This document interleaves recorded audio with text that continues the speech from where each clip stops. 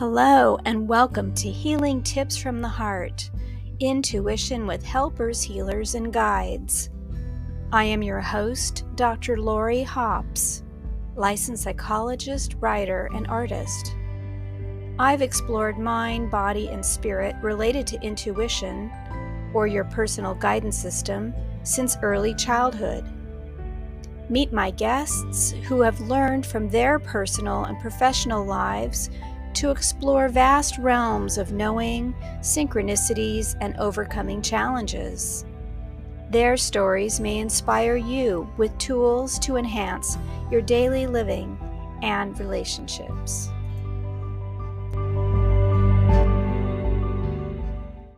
Hello, everyone, and welcome my special guest for today, Dr. Olga Semyonov.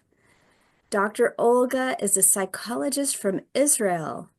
She has studied different models of emotion and perception and has published research on these topics in the peer-reviewed prestige journal called Emotion, which she has presented at major conferences around the world in Israel, Europe, and in the US. In the last decade, she switched her focus a bit to weight management and mental health treatments using mind-body interventions called emotional freedom techniques, or EFT, which we'll be talking about. It's also known as tapping. She has been interviewed about EFT with her work on national television in Israel. On October 7th, 2023, when the terrorist attack on Israel happened, Dr. Olga was in Israel planning to work with her group on Zoom to work on weight loss, but she quickly pivoted and instead offered a relief for trauma gathering on Zoom in the midst of the emotional chaos, a project she called Relief. She broadcasted daily on Zoom using EFT and meditation practices to help address the anxiety and stress that people were feeling. And more than 1,000 people were impacted with this beautiful project that she offered.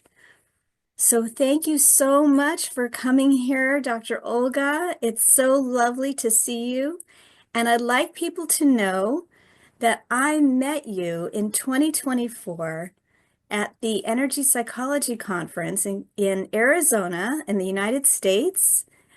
We got to meet each other, and I just was immediately drawn to you, and I could see that spark of light that you carry, and was so delighted to hear about your story. And thank you so much for being a guest on my podcast today. Thank you so much, Lori. I'm honored to be here today, and I'm very excited. And meeting you was indeed a very interesting and beautiful moment. And the cycle of love that you organized right there in a spontaneous way, that's one of the best memories from that conference. Yeah, do you mind speaking a little bit more about what happened when we met? Sure. So we were at the conference, and it was the dancing party. And we were introduced, and so we talked about the war in Israel and everything that's going on and how tense it is on everyone. And out of nowhere, you just said, "Hey, let's just send love to Israel and the land." And we had other people there also that just joined us, and we had this beautiful cycle of love, just sending love to Israel. And I was in tears. Actually, I was just so emotional because it has been such a hard time, and it was almost a year by then. And I uploaded this video to my followers, and people were just so emotional and so excited to receive all this love all the way from Arizona. Yeah, it was one of the more magical moments of my life. It sort of felt like this is what life can be like when people who maybe don't know each other come together in a common cause for the uplifting or the betterment of humanity. And there wasn't any real talk about politics or anything like that. It was just the idea of sending love where it needed to go. And Mhm. I felt that there was about 12 of us in a circle standing Mhm. silently with our hands out. And I could feel the emotion, the energy, the intensity between us building, building, building. And there was a skylight above us in the ceiling, and I could feel the energy like being lifted up like an airplane going Yeah. who knows where. And then when you took your camera out and you started to film it, I got so emotional. And you're like, it's posted. I'm sending this out. It was just really incredible. So thank you for being so generous to share that personal moment with the audience here today. And just speaking about it again kind of comes back to me, you know? So yeah, so you have devoted your career to helping people transform their mind, body, and spirit, and through the heart. And so can you tell people a little bit, maybe they don't know about what tapping is, EFT, and how that relates to weight loss? Okay, sure, Yeah. I'd love to. So EFT is emotional freedom technique, and it's a body-mind method in which we tap on specific acupuncture points with we do it on ourselves. So I don't tap on the patients, they tap on themselves. Mhm. And while we talk about the issue, we are raising the issue up, we talk about it, and then we get emotional because once we talk about like an anxiety that we have or a food craving, we our nervous system, it gets activated. So when I think about the chocolate and I talk about the chocolate, we actually take the chocolate and we smell it, we look at it, we want it, like we feel it in our body. So with a traumatic event that happened, or with an anxiety or phobia, so we activate this feeling, and then we tap, and when we do the tapping, it's actually deactivates this feeling. Like you can feel when you're tapping that you feel more calm, more centered. If we talk about the brains, our limbic system gets deactivated, so we feel more safe, more secure. And the heart, which was raising, is now more calm, and we're more centered. And it's interesting to see what happens with food cravings. They are gone like this, and it looks like a magical thing. Sometimes people say, Olga, I'm addicted to chocolate. Chocolate is number one. Like Okay. if when we look at food, it's chocolate and sweets. I'm addicted to chocolate. There's nothing you can do that will change it. And I said, just give me 10 minutes, okay? Just give me 10 minutes. I'm not even gonna tap on you. You're gonna tap on yourself. So I tap on myself. They tap on themselves while we're talking about how much we want the chocolate. And after a few minutes, like, hmm, I don't know. I don't think I want it. But it's hard for you to accept this change all of a sudden. So I say, okay, even if you don't quite sure that it worked, how about you try the chocolate now? They're like, I just don't feel like trying it, to be honest. I'm like, why not? Oh, I'm not hungry. You never need to be hungry to eat a chocolate. People find it hard to explain what just happened to them. But then they text me after a few days saying, you're not gonna believe it. I haven't touched a chocolate since then. Wow. And the interesting thing is that the research shows that this impact, this effect, it holds on for years. It's not something that you have to do every time you want a chocolate. You do it few times and you don't want the chocolate anymore.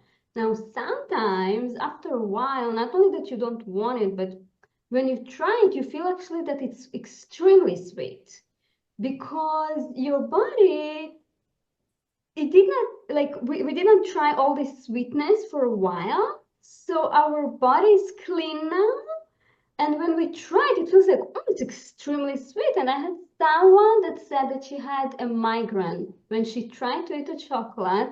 She was trying to be polite. She hasn't eaten a chocolate for a while after EFT, and then someone brought her this amazing chocolate, and she was trying to be polite, so she took a bite, and she said the next day she had a migraine. And Wow. then she said, nah, that cannot be it. So the next time it happened yet again, someone gave her a chocolate, she tried it, and she said the next day she felt awful, an awful migraine. And she said, and that was it. I just realized that my body really does not need it. Yeah. Well, not only not needed, but that it's like poisonous for the body. Yes, for her it was poisonous, yes. Yeah. Wow. It's so shocking. I remember when I was coming up in graduate school and we were cautioned, don't believe things that are an instant cure. It's fake, it's a lie, it's a manipulation, it's a way to get money from people. And I had professors who were actually really opposed to this method of treatment when they heard about it, because how could it be that lifelong cravings could be, quote, cured in just a space of a short amount of time? And so, but we see that there is so much research now. Peter Stapleton has been, Mhm. Yeah. really in Australia has been doing the bulk of the work on specifically on food cravings. And practitioners from all over the world have been using this with clients. And so I'm sure there are individuals who maybe it doesn't work for, but for the most part, it does seem to work, not just with food cravings, but with other problems incredibly fast, Yeah. suspiciously Yeah. so. I think I have to say, when I just met EFT, I was in the academical world. I was working on my PhD, very scientific mind. Everything has to be with data, but there is data. But I found the data in the research later, even with MRI that Peter Stapleton conducted. But first, the story of how I met EFT was that I was actually heartbroken. Hmm. I was saying someone, it was for the third time that we tried to make it work, which it didn't. And I was sitting at my desk and with the computer on, trying to work, but I was heartbroken. I was so disappointed. I was so sad. And also blaming myself. Like, why? And like, why would you try and do it the third time?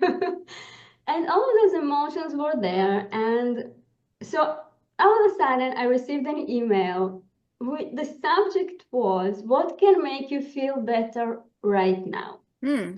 I loved it. I was like, I really want to feel better right now. Now, by this time, I was already practicing NLP. I was already in my PhD, yet I did not have something that could help me right now, which I can do and will help me. So I clicked on it. It was from Hay House, which is Oh, the publishing house of Louise Hay. She was alive back then, and so I read this email and it says what you can do. You can do some mindfulness. Like, I tried that. You can meditate. I tried that. And then it's the EFT tapping. And I said, what's that? So I clicked on that. And there was a video of Louise Hay doing something like this on some traumatic event that she had with her stepfather. And I was like, that looks weird. It looks so weird. But when you would say when you're heartbroken, you're willing to try anything. So there was this link. So I click on it. There was some practice with EFT for letting go or something. So I did it for 10 minutes and I felt all those tears coming up. And I felt this relief. I felt like, I can breathe again. wow. And I liked how it felt in my body. Sometimes we do some emotional work or some mental work, but we're not using our body. But this, I just felt this relief. And I said, I want to do that again. So I did it again. And I just felt so good within like few minutes. And then I actually tested it. I had to meet this guy again. And I had to give him his key to his apartment. And Hmm. I was a bit anxious about it because, it's hard when you have to meet someone with whom it didn't work and you still like.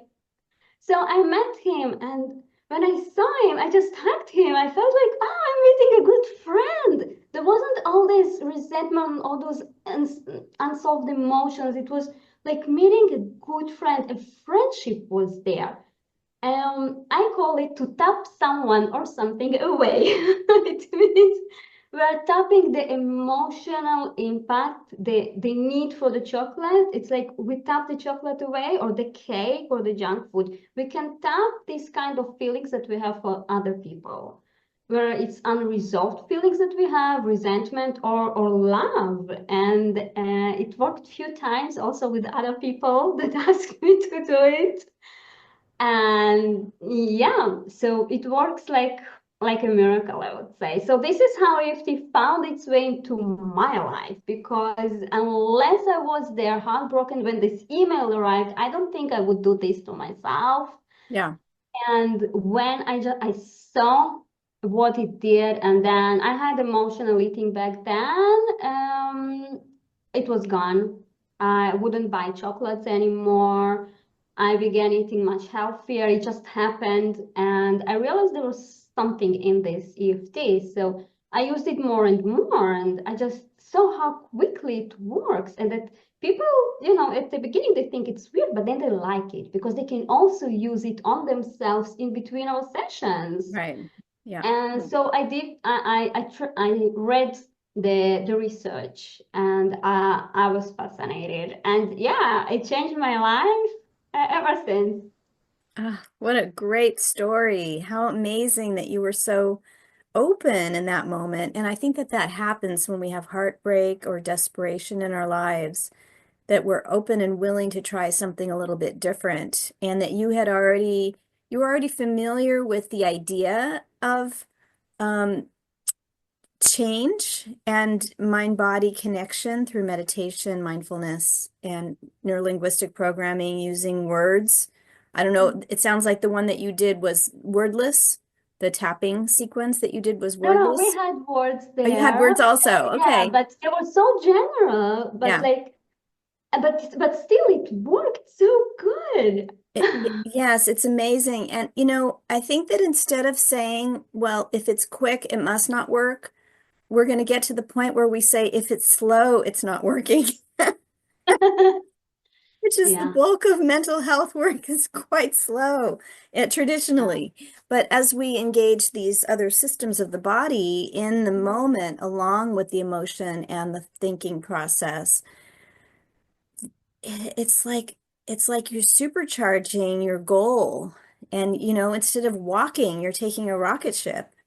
And then you mm, sort of arrive sort of stunned, like, how did I get here so quickly? It's quantum. It feels yeah, like quantum. And yeah, the fact that you could then go back and reconnect with this ex-partner in a loving and beautiful way mhm, without the yeah, resentment, that like you're hmm, seeing an old friend, what a gift for you. I yes. mean, I bet your ex was surprised. He was. I told you, you're not gonna believe it. I think I'm gonna do something new with my career. I'm gonna do this, and it was like, hey, okay, Good luck for you. that's great for you.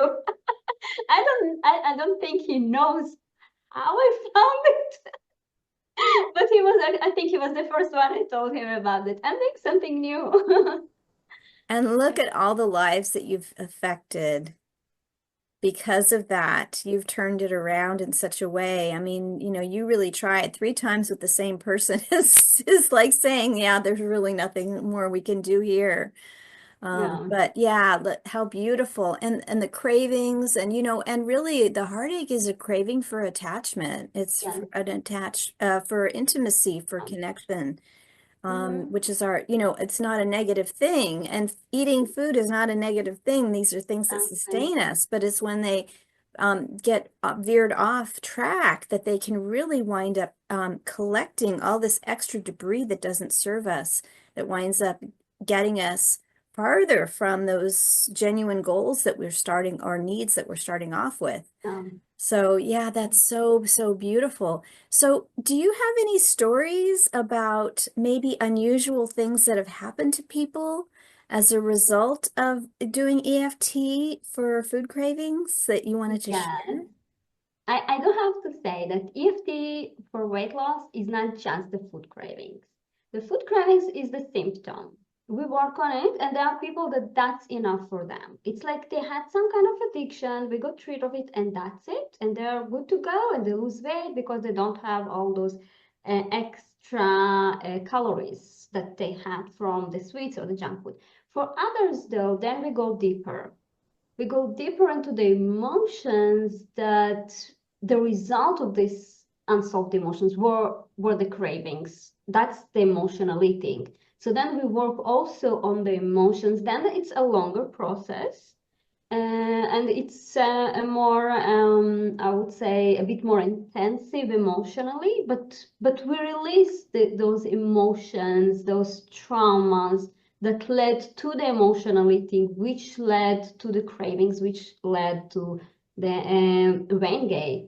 gaining weight. Yes. So there are a few interesting stories. It's how when we do this work, we change the relationship that we have with food. Because when you have food cravings, when you have emotional eating, when you have social eating, food becomes more than just the food. And when we balance it with EFT, when you're stressed, you're not looking for sweets because you can relax yourself and you're more relaxed once we do the work. So our relationship with food is more balanced. And then what I saw was quite interesting. I had a grandmother, and she began this process of food cravings and emotional eating. And she would say that in her family, everyone is a bit like obsessed with food, and that her son, who was grown up and living on his own, the moment he would come to see her, he would just open the refrigerator and see what she has to eat. And he was also overweight. And her granddaughter, his daughter, she was just a small child, but she would also overeat. And she did not tell them anything. She did not tell them that we were doing this process. And after a while, after a few sessions, she said, Olga, okay, so I'm eating less, I have less food cravings, I'm more healthy, but something weird happened. And she tells me that now when her son comes over, he's not opening the refrigerator for some reason. Wow. I didn't know what to say at that moment. And she said, moreover, the granddaughter, now when she eats her cottage cheese, she stops at halfway there and she says, that's all, that's it, I'm full. And she said, do you have any explanation? And I said, to be honest, I don't know. Like, I know we're all connected, but I don't know. But I think that was one of the first things. But then I saw it go even beyond food. I had couples that came back together when the woman was doing this work. And part of EFT is that we truly love and accept ourselves. That's actually the beginning of the sequence. Even though I have this problem, I truly love and accept myself. So there's something happening when we love and accept ourselves that other people are more drawn to us.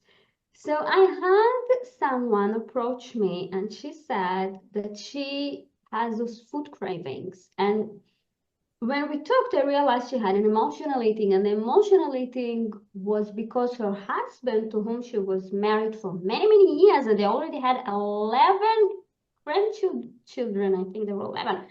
He left her after all those years, and he left her for another woman. And so we did the traumatic event. We worked on the chocolate, but we also worked on the traumatic event and her feeling lonely. And things started to change. She felt less and less the need to contact him, to invite him to family dinners, because she would still invite him to be part of the family. And then one day, it was over Zoom, we began the session, and she says, "Oh, I think this session we'll have to finish it like in 20 minutes. And I said, what's happening? And she said, he's back home. And I said, wait, what? What? She said, he's back, and I don't even know if I want him back. And I said, listen, you don't need to make any choices, decisions right now. Just say, I'm curious about how and what's going to happen. Yeah. And he said, I don't know, but with the work that we did, I'm not even sure I want him back. Mm. And the fact that he was back, it's because he wasn't needy anymore. Yeah. She that and she released him. And once you release someone, they sometimes they find their way back. And you know what? That was our last session. Okay. So I think that I don't know what happened there, but that was an interesting. Yeah, those stories are so fascinating. So, coming up in graduate school, I learned about family systems dynamics, and this Mm, is true for families and other systems of communication, including physical systems, of mhm. how a part of a system can influence another part, seemingly at a distance or indirectly or in ways that are not understood. And it's because, like puzzle pieces, they're part of the whole. And so if you shift one thing, then you're shifting everything else. So some of what you're talking about, if someone's trained in this, might say, oh, well, that's just the family system dynamic that changed. When you change yourself, then you attract people differently and so on. But I think that it goes beyond that as well. I think that that's true at one level. But I think that at another level, Roger Callahan, who started this whole movement with thought field therapy, talked about thought fields. And what are thought fields? They are actually actual physical reality, but in such a subtle vibration that you can't really like point towards it, but it does have an impact. And these thoughts are things, and that they collect energy. And when you shift them, there's impact, just like there would be for throwing a snowball or rolling down a hill or leaning on an elbow and then moving your weight. And so interesting about the grandmother with the refrigerator food and how her son then didn't just immediately open the refrigerator or look for the food, and that the granddaughter started to regulate her appetite so that she understood when she was full and done eating, which is a healthy sign, but one that can get overridden when you have anxiety and traumas and other things. You start not listening. It's like the noise Yeah. becomes too large. And Hmm. so when you calm your body and mind and spirit down, then those natural impulses kind of come back online, and you can start to resonate with them in this beautiful dance of health. And so I believe, listening to your stories, that the impact of these thought fields changing and other fields of energy changing was enough to retrack these people.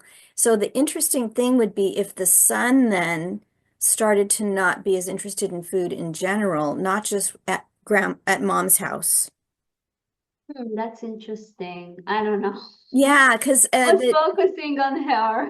yeah, but it is an interesting idea if it generalizes, because in her home there was a compelling attraction, like a magnetic attraction to the refrigerator that he was used to and that was practiced, that he was probably raised with. And then when she shifted it, it's almost like it got neutralized. And then he's not following unconsciously that same stream any longer. But, Mhm. for the granddaughter, it looks like it generalized to her general eating. So Yeah. that's beautiful. And then the story with the love attraction or repulsion of having the ex and then coming back, and that she changed herself is just so interesting. And then she's like, I don't even know if I want this guy anymore. Mhm. Oh, let me look at him and see, where am I and where is he, and is this even a healthy match for me? Am I even interested? Mhm. And so that speaks to some kind of a deeper transformation, maybe on a spiritual level.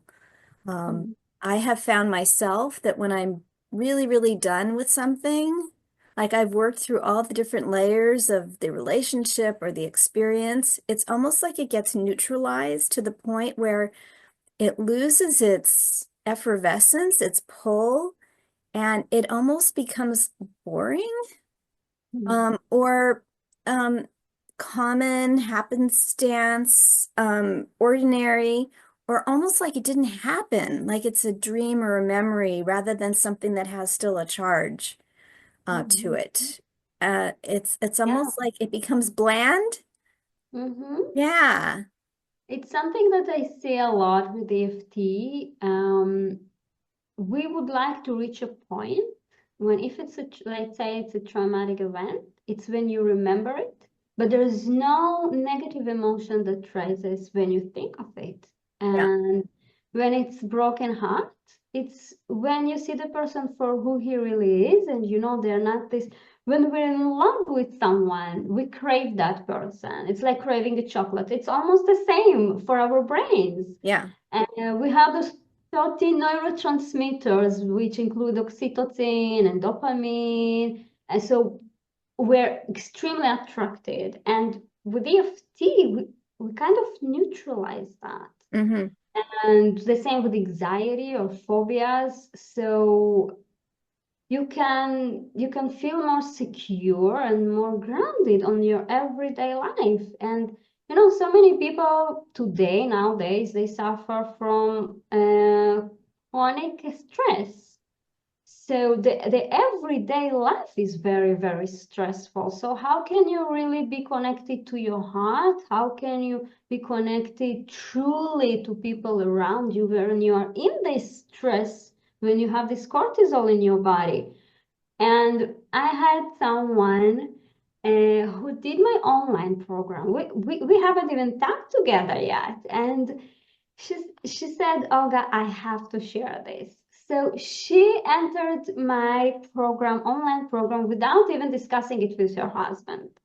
She decided she's doing it and that's it. And after a while, now that's a weight loss program, okay? A weight loss program. After a while, before she even started losing the weight, her husband all of a sudden says, darling, are you doing something? And she said, what do you mean? It's like something changed in the atmosphere in the home. And she said, in what way? He says, something has calmed down. It feels more calm. And she said, well, actually, I'm trying to lose weight, which, people actually think losing weight is stressful. We have dieting, all this stress. And so she said she's trying to lose weight, which she did. And so I'm doing this. And I said, that looks very weird. But if that's what's doing, if that's what makes this home more calm now, keep on doing that. So he ended up thanking me, and you have no idea how many husbands end up thanking for the programs. And not because, oh, now I have, my wife is now more healthy, or she lost weight. It's not that. They talk about the losing weight as the last thing that happened, as Mm-hmm. the bonus. They're talking about what happened to the relationship. Someone said, I'm finally made a peace agreement with myself.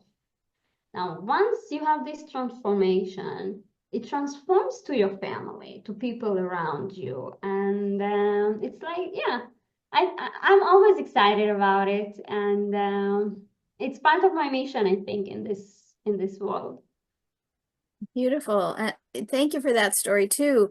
And I think it is true that when we take away the noise of our stress, then our natural tendencies start to blossom. It's like you don't even have to really focus so much on your heart connection or creativity or tranquility or whatever. It's there, it's waiting for you. And it's finally like you cleared enough debris, so, you cleaned enough so that it can shine on its own. And you can actually use tapping to enhance those natural qualities of expanded abilities and creativity and love and connection, which doesn't get talked about quite as much because we're so focused on getting rid of all the trauma or the distress, because that's what brings people in. But you can enhance yourself and your relationships, but it happens naturally too. Yeah. Yeah, we're meant to be connected in a healthy way. Yeah, that's so beautiful. I love it. Oh, you've shared some really fascinating stories about the unexpected outcomes. You know, you're going for one direction and then all these other things happen too. And sometimes you don't even get to the craving or the weight loss or whatever. When all these other good things, it's kind of like it helps propel you to keep you Mhm. going, because like, as you said, weight loss can be quite stressful. I know we're coming to the end of our time, but what occurred to me listening to you, have you ever dealt with food aversion? People who don't want to eat? That's not the field that I work in, Okay. but it's something that is worth it to try because when we work on eliminating the cravings, we also work on wanting more and feeling excited about what's healthy, which usually we don't crave, which vegetables and drinking water and eating fruits. And it works. It works. So if I want to feel like I want more fruits in my life, I want more vegetables, we can do it. Like just like you said, with creativity and we do not just eliminate what we don't want. Also, if you see an EFT, sometimes some would just eliminate like the anxiety, and there are those like me who after this we do few minutes of what it is that I want. I want to feel centered, I want to feel calm. So we can use it for all kind of directions, and I Okay. think food aversion is something that yeah worth a try. Yeah, yeah. Okay, that's great. That's wonderful. Is there anything else that you'd like to share about healing tips from the heart or something about your journey or those that you've worked with before we say goodbye for today?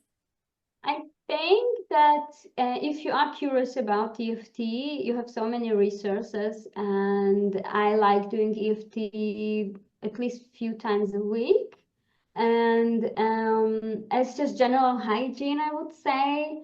And our cortisol levels, they drop. This is the stress hormone, and when it drops, it's easier to listen to our heart. It's so hard to be connected to your inner voice when you're in anxiety or stress, when you're overwhelmed or you have so many things on your mind. But when you calm down, and it's only a few minutes, uh, I just love after EFT, just to connect to my heart and listen to its wisdom and what it has to say today. Yes, thank you. That still small voice that can save your life but won't interfere normally. And you have to give space for it. And then there it is. And the more you use it, the stronger it becomes. Yeah. Oh, I love it. Thank you. Oh, it's always such a delight to spend time with you. And through this magic of the internet where we get to cross time zones and Yeah. countries. And thank you for sharing these beautiful stories and to all the people that your life has touched theirs. And of course, all the information about you and that we've talked about links to information on tapping and so on will be in the program notes, including all of your contact information should people be curious about you and your online programs. So Thank thank you so you. Thank you much. so much. It was a great pleasure, and it's always interesting to talk to you. And I learn so much every time. It's it's We learn great. from Thank each you other. very Thank you. Okay, bye-bye, everyone. much.